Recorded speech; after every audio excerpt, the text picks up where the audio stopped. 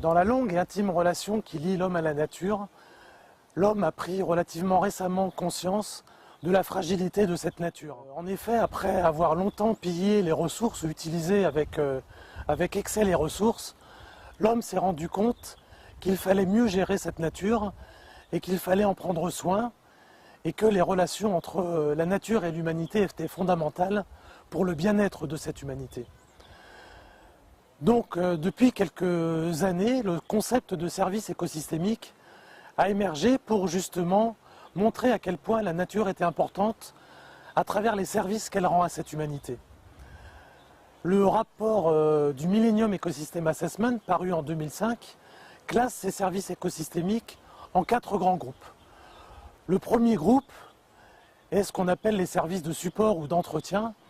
En fait, ce sont des services qui sont à la base des autres services, comme par exemple des services fondamentaux que sont la formation des sols, la production primaire ou encore, et non des moindres, la production d'oxygène. Ces services sont fondamentaux pour l'existence et le maintien de la vie sur Terre. À côté de ces services, on considère les services d'approvisionnement, qui sont parmi les plus importants pour l'homme, puisqu'il s'agit de la production de nourriture, qu'elle soit animale ou végétale, mais aussi de la production de bois, de la production de fibres, comme la laine ou le coton, ou encore la fourniture d'eau. La fourniture d'eau étant bien entendu essentielle également pour le bien-être humain.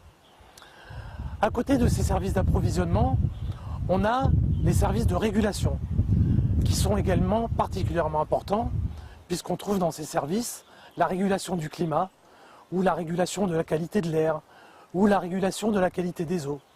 On comprend aisément que ces services sont fondamentaux également pour le bien-être de l'humanité.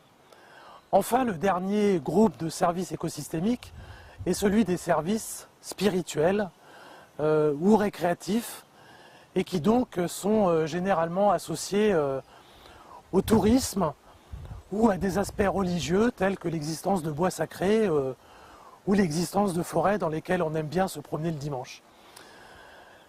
Donc ces services sont particulièrement importants pour l'humanité.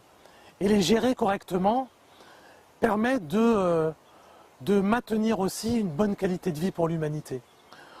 On sait maintenant que ces services écosystémiques sont particulièrement liés à la biodiversité. C'est bien l'existence des plantes en tant que producteurs de matière organique à travers la photosynthèse, c'est l'existence de micro-organismes dans le sol qui vont participer à la décomposition, c'est l'existence de tout un tas d'organismes impliqués dans des chaînes trophiques ou non trophiques qui vont conditionner la mise en place de ces services écosystémiques. Et donc protéger la biodiversité, c'est mettre en place les services écosystémiques et participer au bien-être humain.